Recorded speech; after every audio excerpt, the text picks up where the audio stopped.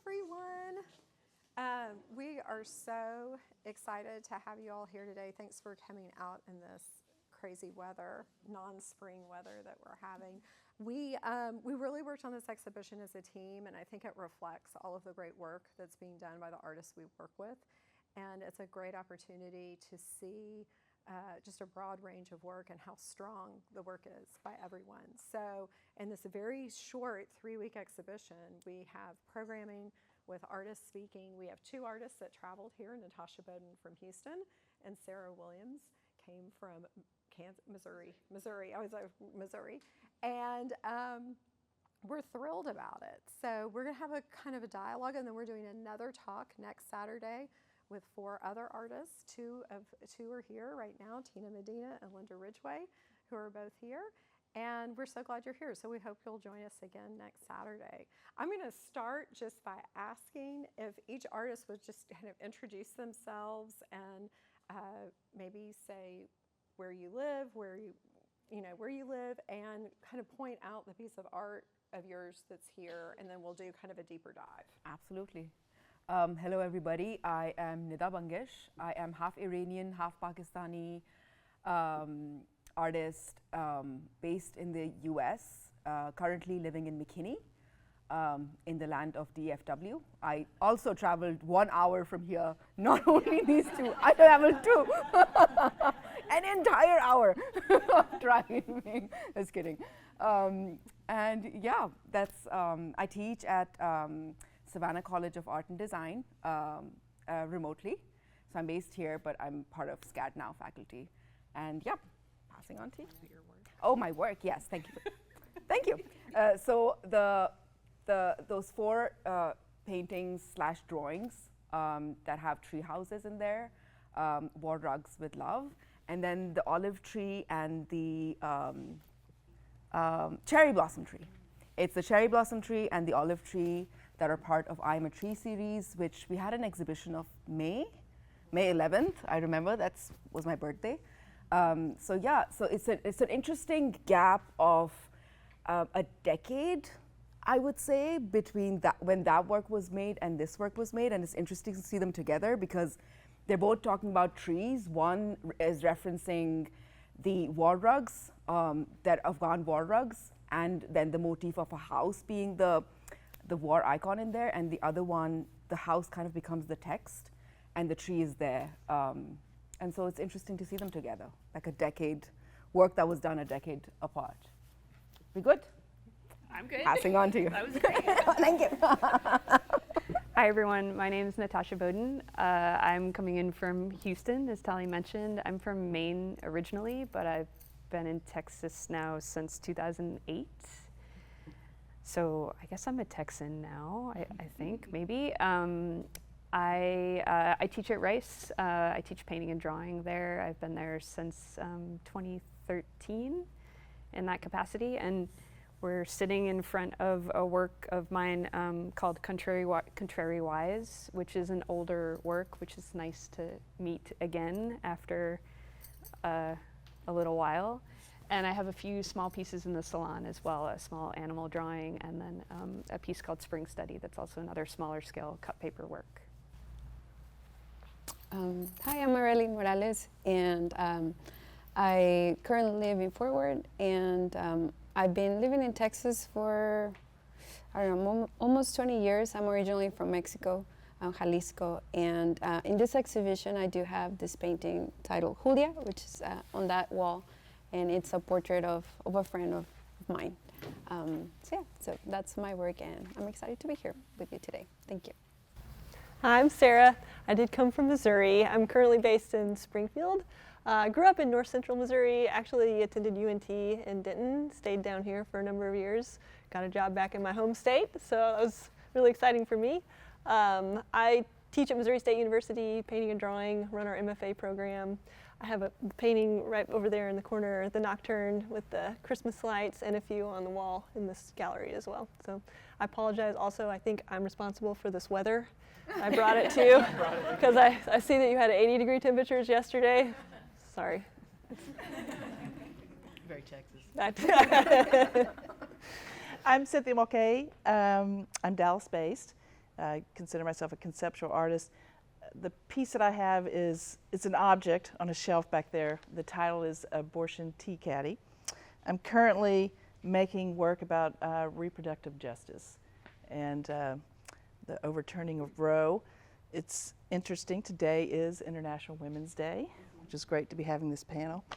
And it occurred to me, Roe was filed this week exactly 55 years ago in Dallas with 3 brave women, 2 20-something-year-olds who decided to sue the Dallas Attorney General, Henry Wade, and that gave us Roe. It started in 1970, but then it went to the Supreme Court in 1973.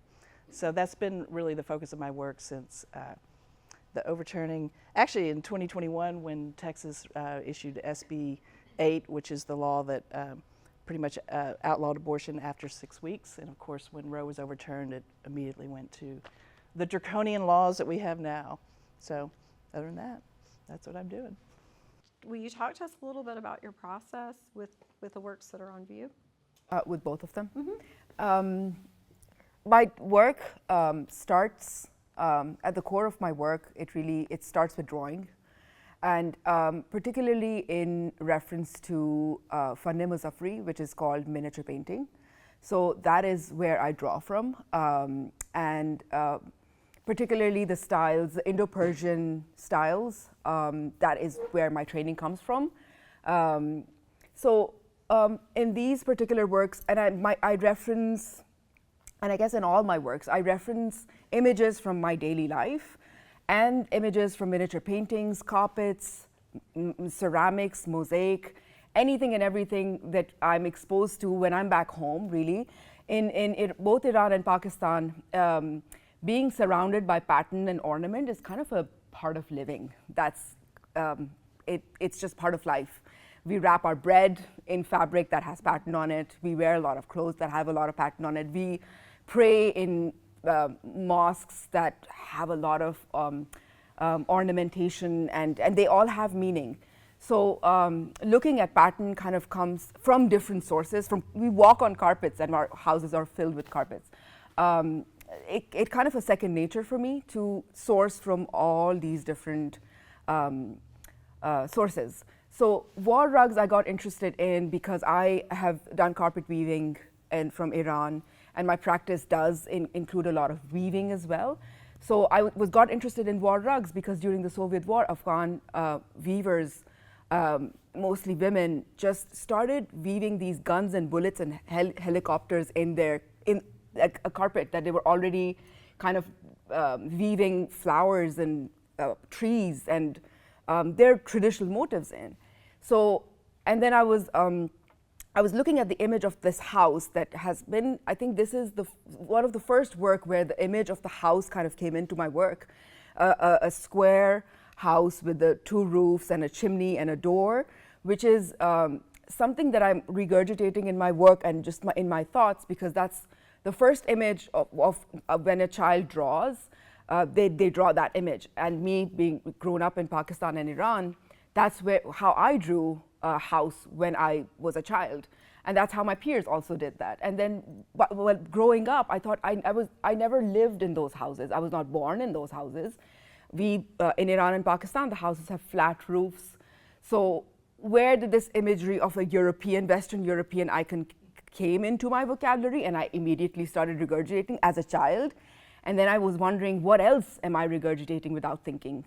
Place that I have not seen. I saw a thatched home when I went to London in 2010. I was 20 years old maybe.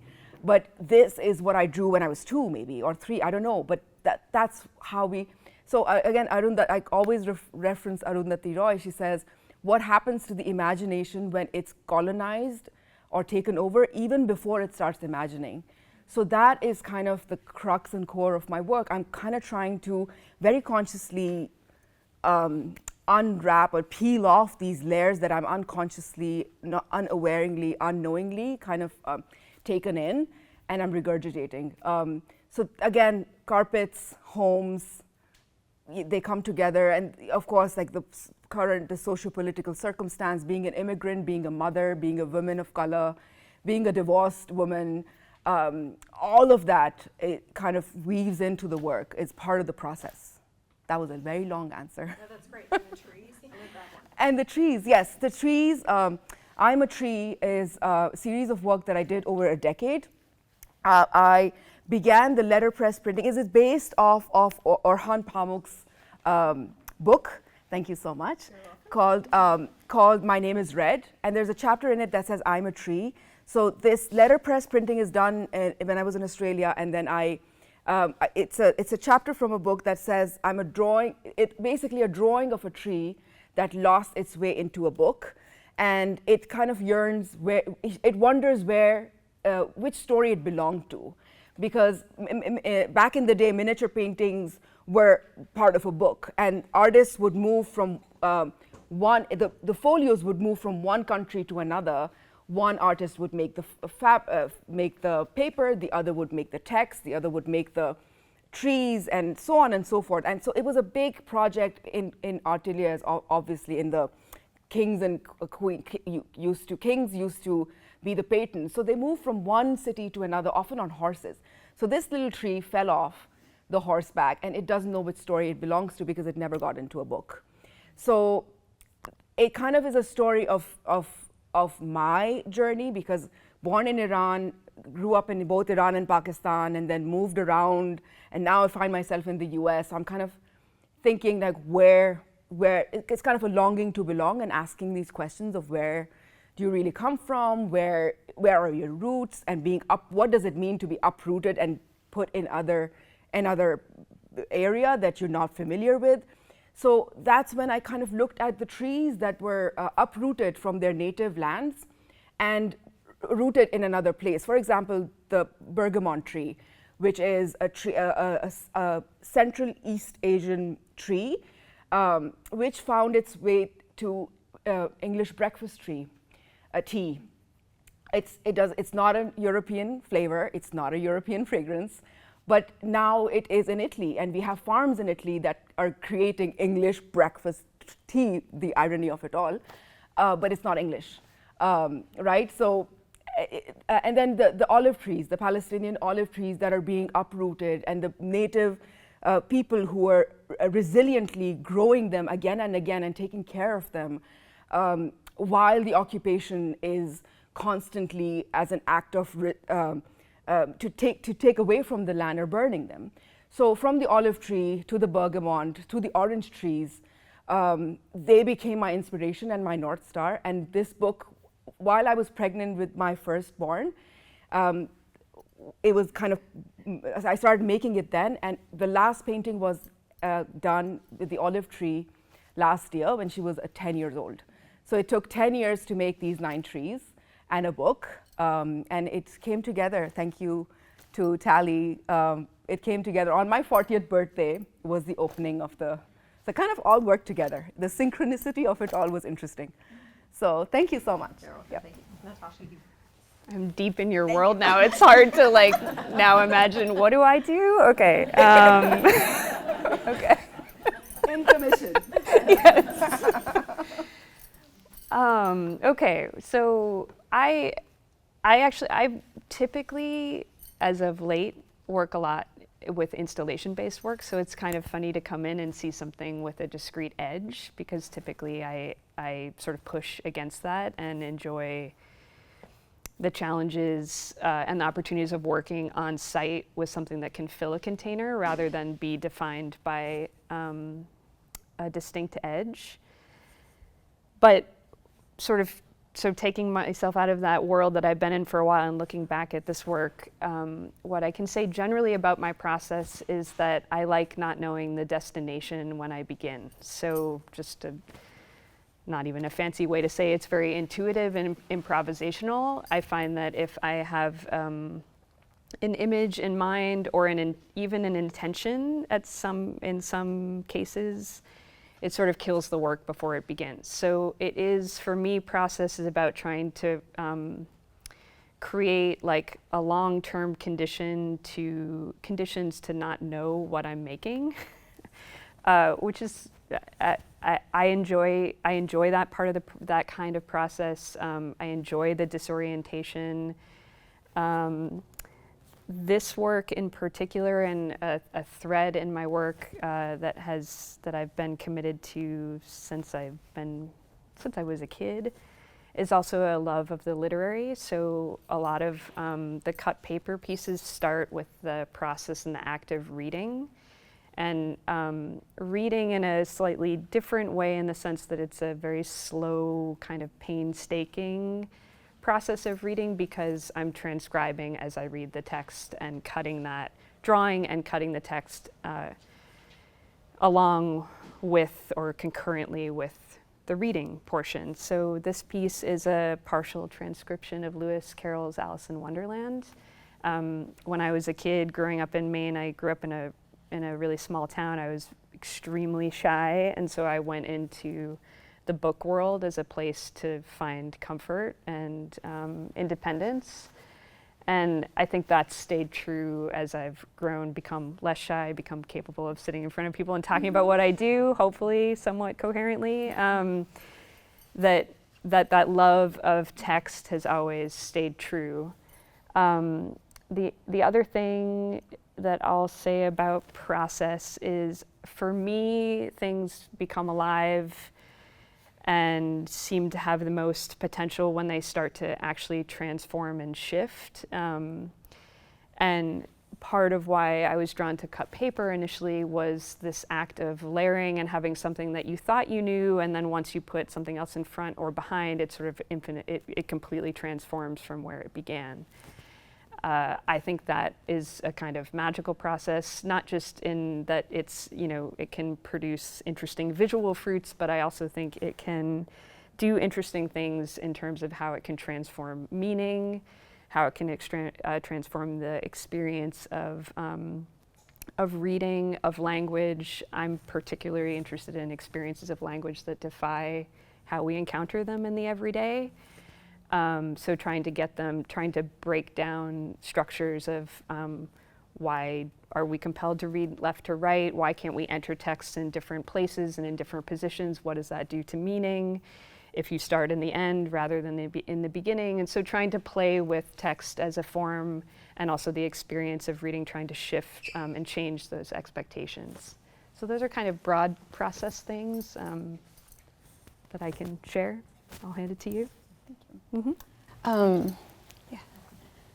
Well, in my practice, I work a lot with portraiture.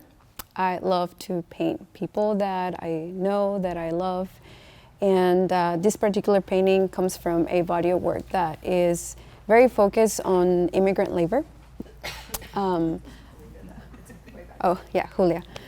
Painting of Julia. And that process of developing these portraits, for me, it started when I went to grad school, and this is like the year 2015. And there was a lot going on during that year that led me to explore this process of making these portraits in the way that I do, that I hope can bring focus to people that I feel over the years, and especially in recent years and nowadays, they continue to be dehumanized and cast in a very negative light. And me being an immigrant, as I shared with you earlier, I am from Mexico, and I didn't move here till I was 14 years old. And my own experience as an immigrant has been very influential in the path that I've taken with my art practice. But it totally went full force around that year, 2015. And in my process of creating these paintings, there is one aspect that is probably my favorite, and it is to have visits with the people that I choose to paint. Most of the figures in my portraits is people that are real, that have names, that I know, that have been vulnerable enough to share with me their journey, their experience, their life. And so was the case with Julia, the figure that you see in this painting. I love visiting with them and being vulnerable. and just appreciating the strength and the resilience of their stories. And I love that aspect of my process of just having those interactions and even collaborations with the figures that I choose to paint. And to other aspects of my work, for example, like besides painting, I do a lot of studies beforehand. I do a lot of drawing, do a lot of color studies.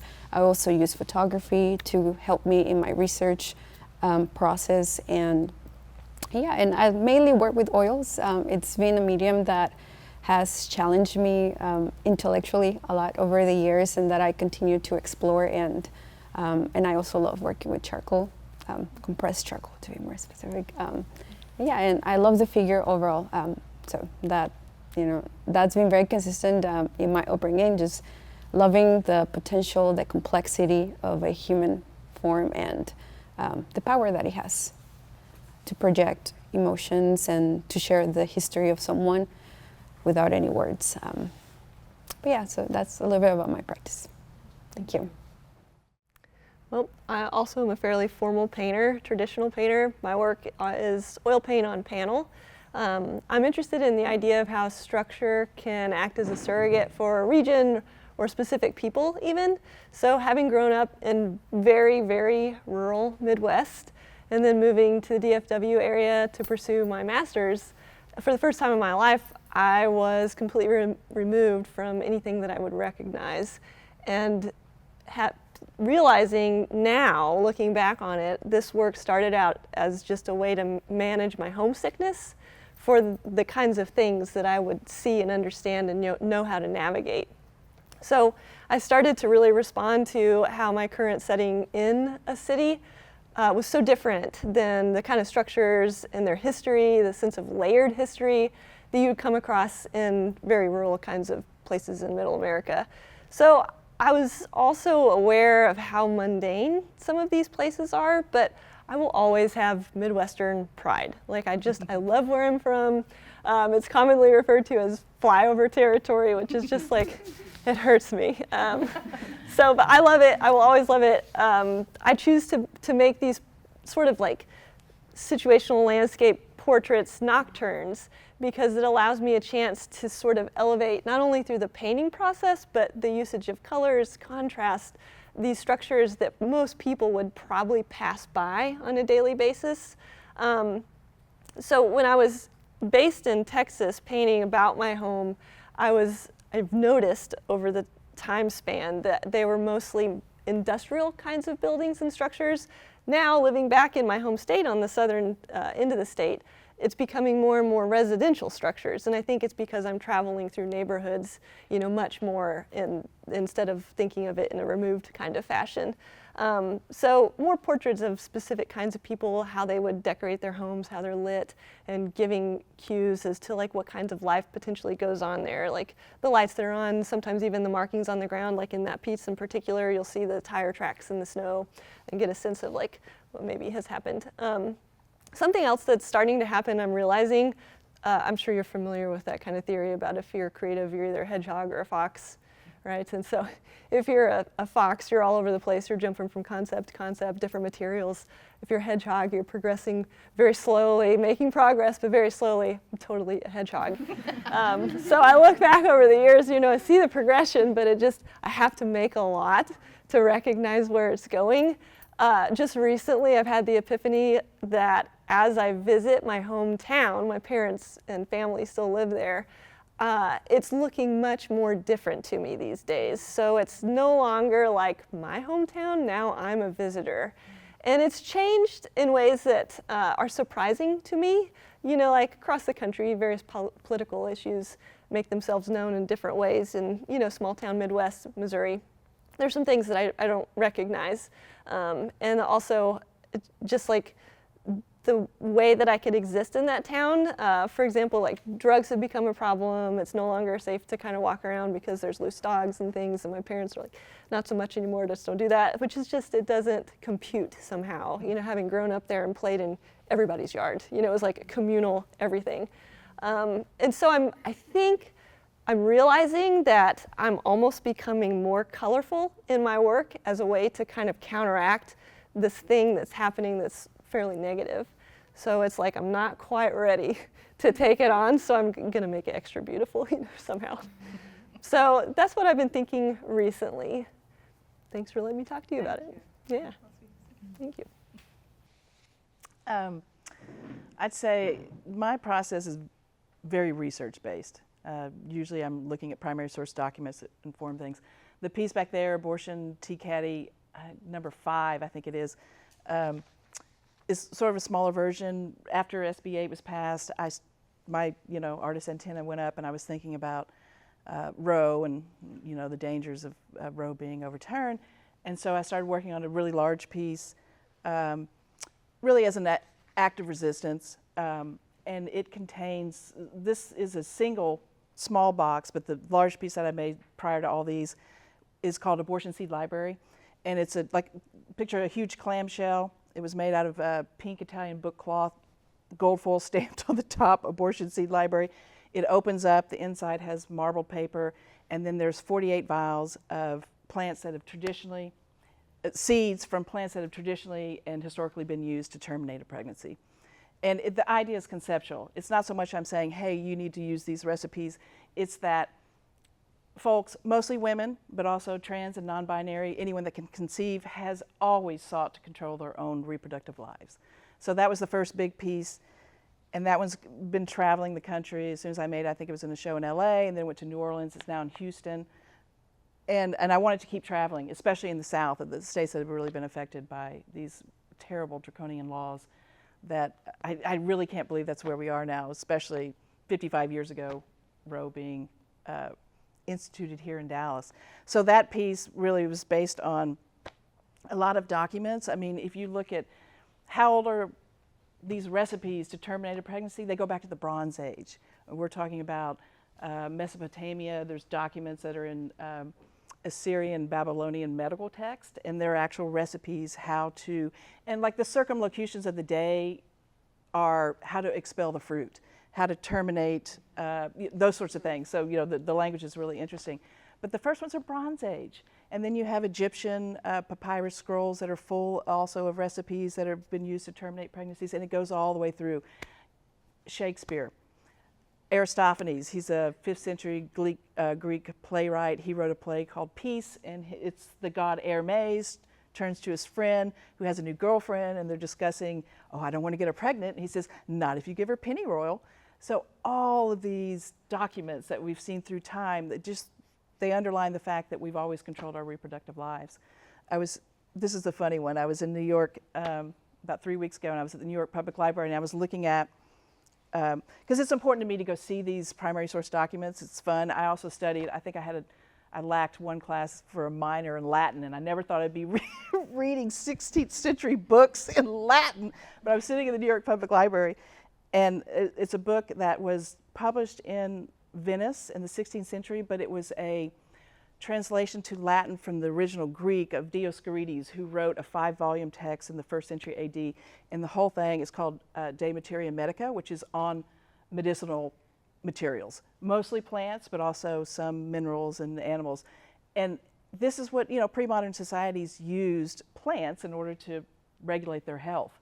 And of course, they're all listed. So this is this gorgeous 16th century book. It's like a stamped pigskin cover.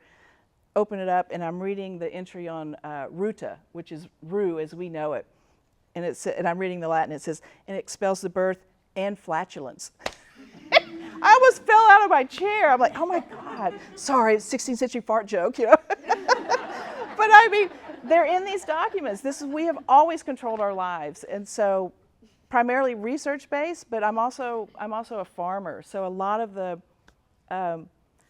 seeds from the 48 vials that are in the big abortion seed library, I grew most of those. And then I had friends that were also gardeners that gave me seeds. Another friend brought some back from Senegal. And these, again, they're all plants that have traditionally, historically been used to terminate a pregnancy.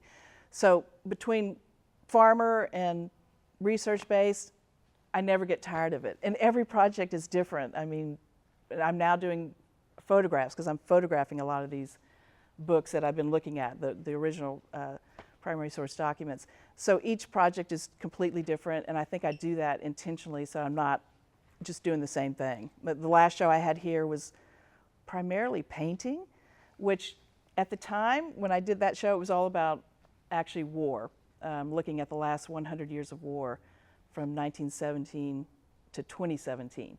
And that show was in 2018. I had to learn to paint again because I hadn't painted in like 20 years. Tiny little illustrations of watercolors that I was using flora and fauna to make commentary on war. So every project's different. Tally puts up with it. More than put up Especially with the it. Borscht tea I caddies. love Oh my it. I God. love it. It's like, how many is she gonna make? There's 10 of them, and I'm working on other ones, but at the same time, I'm moving into different areas to illustrate different aspects of the research that went into all the original boxes and/or associated pieces. Okay, I'm going to throw out one more question, and then I'll open it up for questions.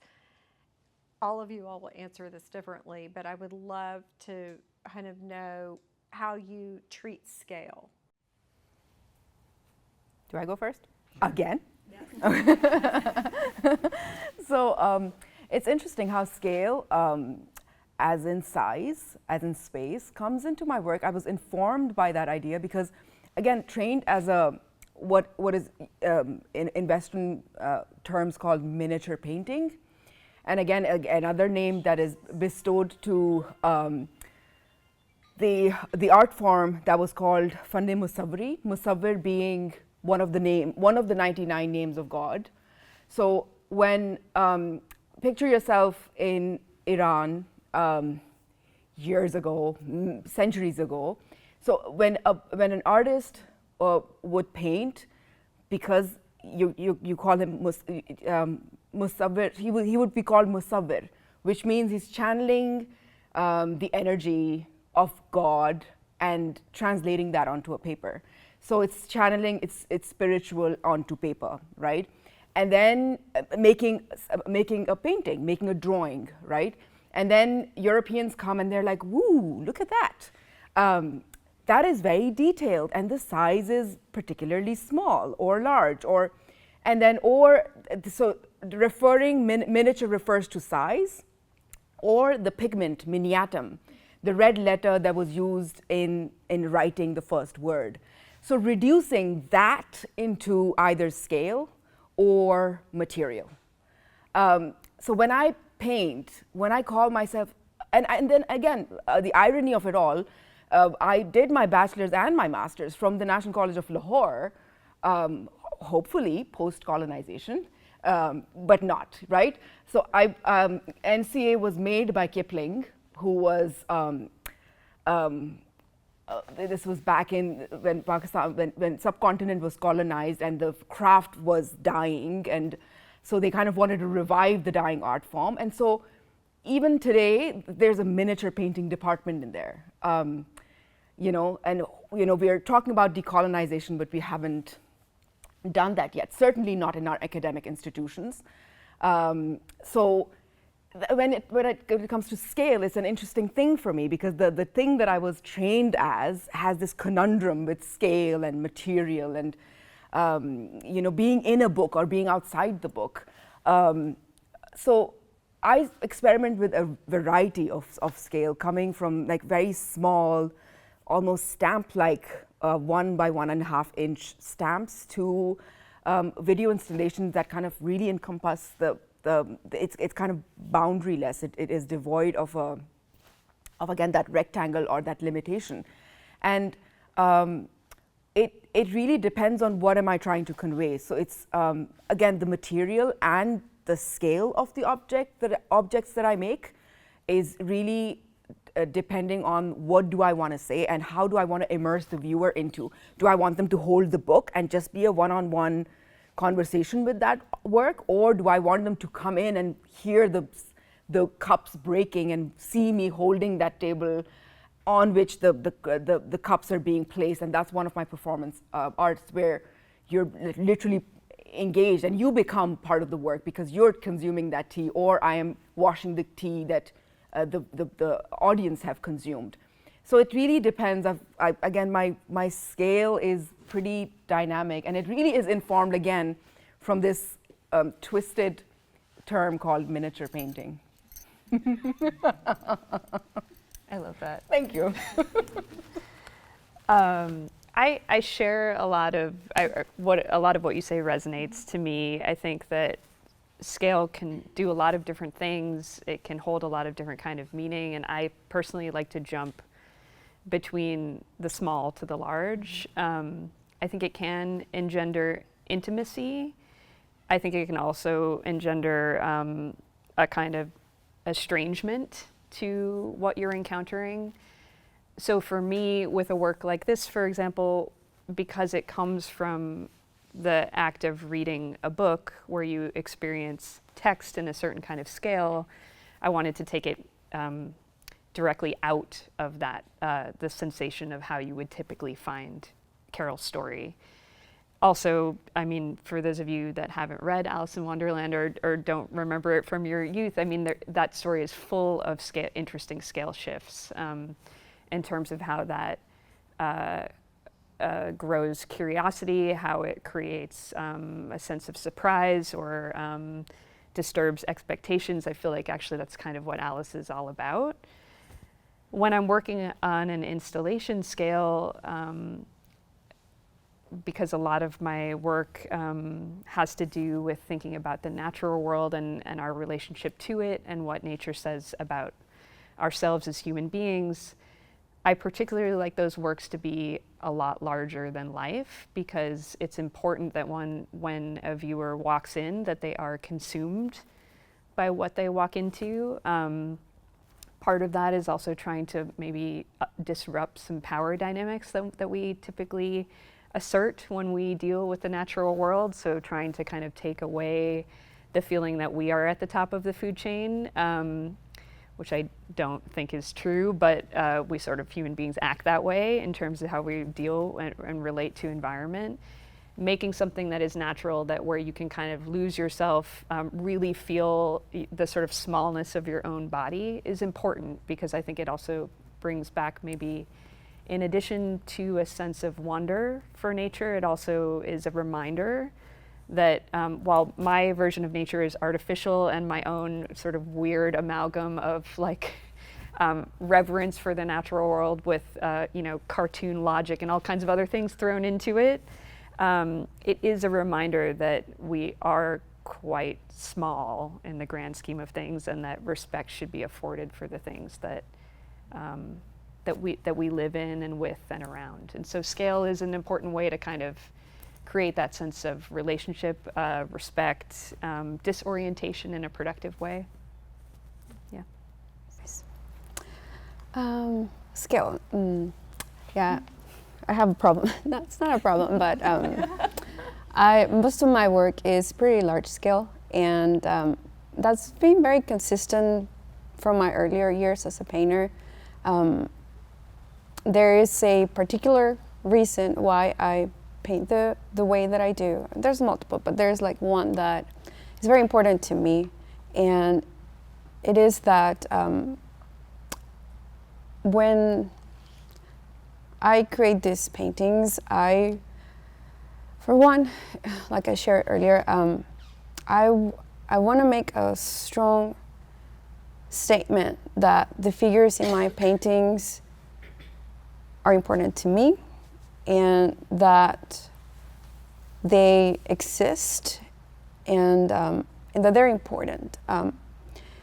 As I feel that through my experience and the experience of many people in my community, it has been that we're often more like in the shadows, or we become invisible, we're overlooked, or we are diminished or dehumanized. And so for me, choosing the scale that I often use is a way for me to confront you with these figures in a way that I feel is hopefully more successful than if the figures were small. Because by painting this large, I'm able to make the figures either life-size or larger. And that can have an impact on the way they are felt in a space, which is something that I'm hoping happens when someone comes into a space where one of my paintings is that there's no way you cannot see these figures. Like, they're here, they're living, they're breathing, and often they're not scared to look at you. Sometimes they'll be a little bit more shy, but their presence is strong. So that is my main reason why I paint the scale that I do. And I also feel that it's highly influenced by for example, a lot of religious paintings that often were commissioned in a scale that were large to replace like in churches. And because of this scale, they had the way they were painted or rendered. I feel that they also have this aspect of being elevated, or being, I would say the word elevated, maybe, sorry, I'm trying to look for another word, but that's the word that comes to mind. And so because I feel that these figures deserve to be acknowledged and seen, and they're not that different than other humans. And so I feel that scale allows me to make that happen, at least from my point of view. And also, just technically, I love painting large scale. It just offers many challenges for me, how to figure out to develop my visual language, but also it's very intriguing, and it really calls for a lot out of me physically, to be in front of these canvases and almost become one with them. And often in my studio, when I'm working in a piece like this, it's just this symbiotic relationship that happens where I'm giving it my mind, my body, and sorry, and because these figures that I paint are very kind to be vulnerable, to share with me, and I want to give them my all, and I feel that. So large scale, it helps me, I feel, achieve what I'm looking for in my work. But thank you. Sorry. Thank you. Thank you. I'm on the other end of this size spectrum. Mine are often quite small. It's, I think, a lot of times because I really love the idea, having been from a place where not many people, it's not a destination, people are not traveling there specifically. I love making you walk across space to see these spaces because the paintings themselves are small. Visually, they're fairly captivating just because of the bright colors, the higher contrast. So, it's almost like this strange kind of sympathetic magic I'm doing, playing with you, to almost try and symbolically get people to my hometown, just because it's, small towns everywhere are folding because people are not keeping their money in the town. So much now can be bought online or at large box stores. Interestingly, I've talked about this, but my heritage is Irish, and our family members came in on the train, in the early mid-1800s, and helped to found the town I'm from. And they were tailors, and it's been in the family all along the way. And just a couple of years ago, my aunt, who had been running it, had to close the business. So it's just one of those things. It's a time passing, time changing, but it's. I wish people would realize how it's helping history, heritage, to keep their support in the small towns. So, walk across the room to check out my homage to my hometown. Thank you. I love the question about scale because it made me think about my work, where it had been, where it is now. But as Tally mentioned, I did a number of big public art projects. I think in 2011 it was. Wrote a grant to the Andy Warhol Foundation, and it proposed social engagement as art in the form of a big outdoor community dance, a square dance. Got the grant and said, oh my God, we have to do this.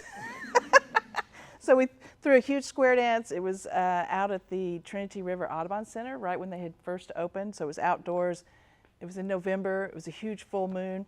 And the idea was you had to participate in order to complete the work of art. So you had to touch others. You had to dance, and you had to, nobody knows how to square dance. I mean, maybe we learned in, I don't know, elementary or something, but the idea was we had a square dance caller, and he got everybody on the floor, and within maybe 10 minutes had everyone doing the moves, and then the whole thing just turned into its own self-directed square dance. And we had a vegetarian chili bar, a beer for everyone. It was free, it was open to the public, and you know, a huge ordeal.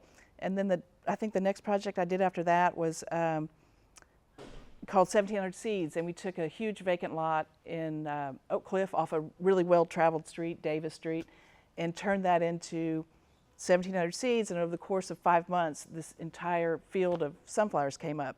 And I picked sunflowers, it could have been anything, but I wanted a scale that was a single stem sunflower that was the size of you. So when the field came up, no one knew what it was at first. Actually, the first visitor who came, he said, you never see a tractor in the city.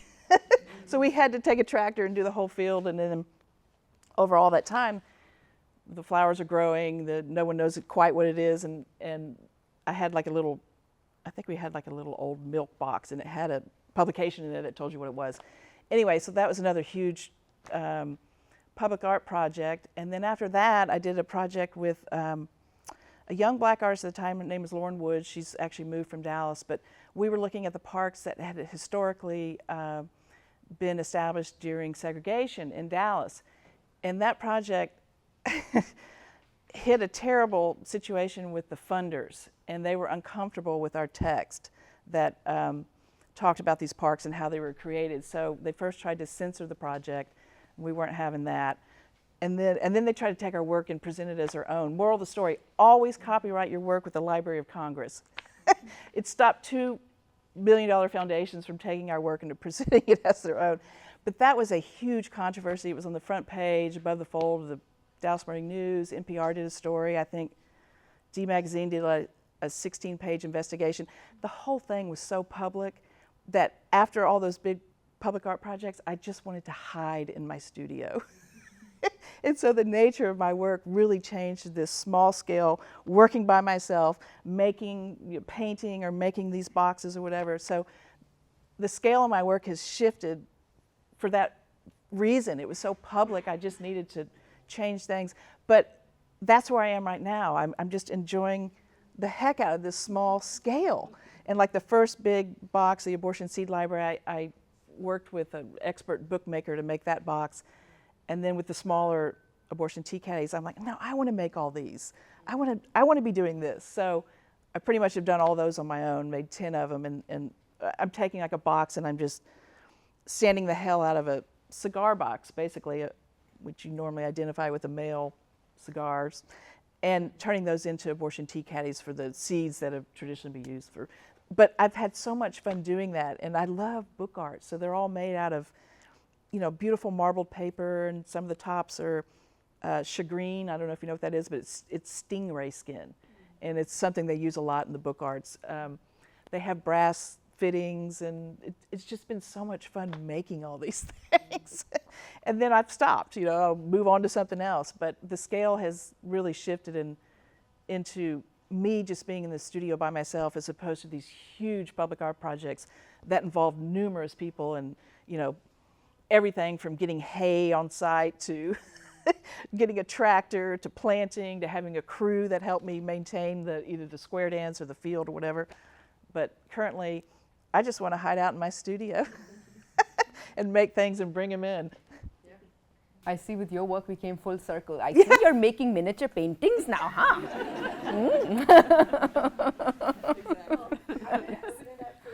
It's sort of broadly, although you're speaking to what you're working on now and sort of lots. But that's the question, is sort of putting your future hat on. Where are you seeing you going next? Not necessarily what you're working on now, but kind of what are you hoping or thinking about next? I went first twice. Everybody? No.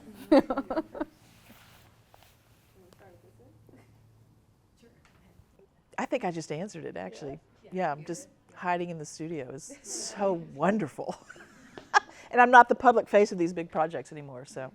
And that'll change. I'll come up with another big public art project, but I think that one was so controversial, so public, and part of when you're doing with the signs that we were doing for these parks, I had to go to park board meetings. I had to be very involved in the city politics and the park board people, try to get them on board with this, et cetera. This is so nice just to be in my studio in a solitary mode. Really uncontroversial, like abortion. Exactly.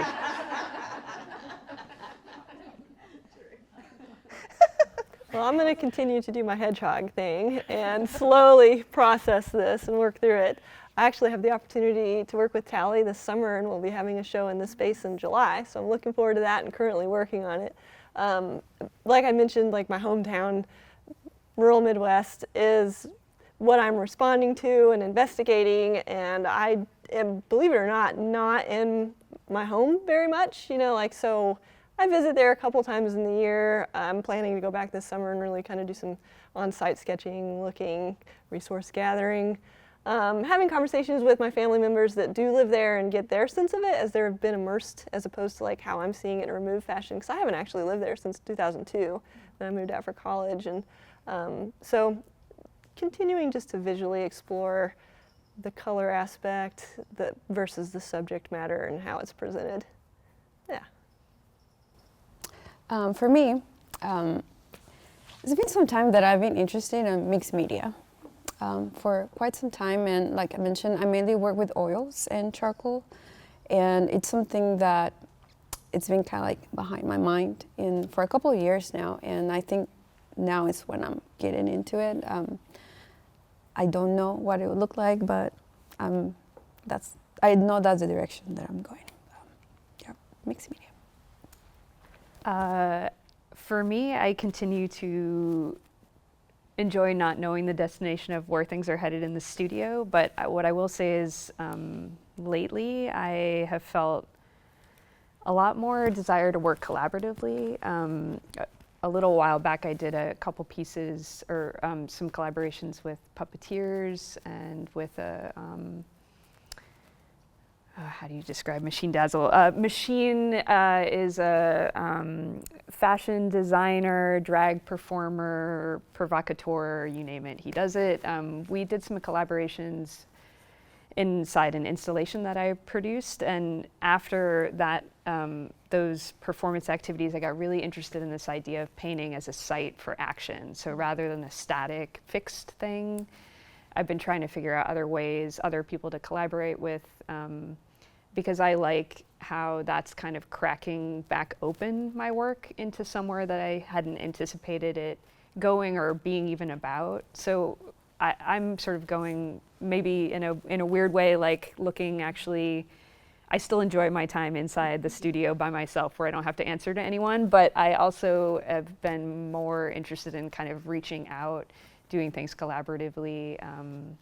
I'm working on a drawing zine right now with a friend in Houston, a friendship born out of the pandemic. And so just trying to do things that are not just my own hands. I find that really exciting. Nice, thank you. Well, the current socio-political situation is giving me a lot of materials to work with. So conceptually, that's going well for me. But yeah, that also comes with its getting into just hibernation mode and questioning why are we doing what we're doing as artists, as creatives. That also makes you question like the existential crisis of like, tell me again, how are we making any difference? But I guess that propels me into making. I have these times where I'm just drawing in my head, collecting, writing, reading, and then there's a time when it kind of production mode.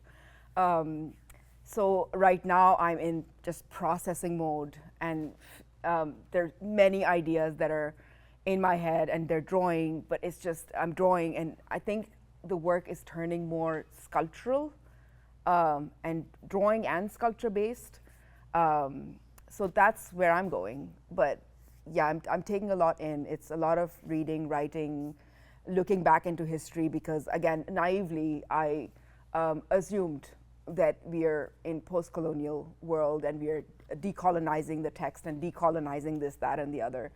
Unfortunately, we are still way back when. So a lot of educating right now for me, research. Yep. I want to thank you all. I'm going to encourage you to ask questions individually of artists and get something to drink and stay as long as you want and enjoy the exhibition. But Thank you. Thank all of you. Thank you. Thank you.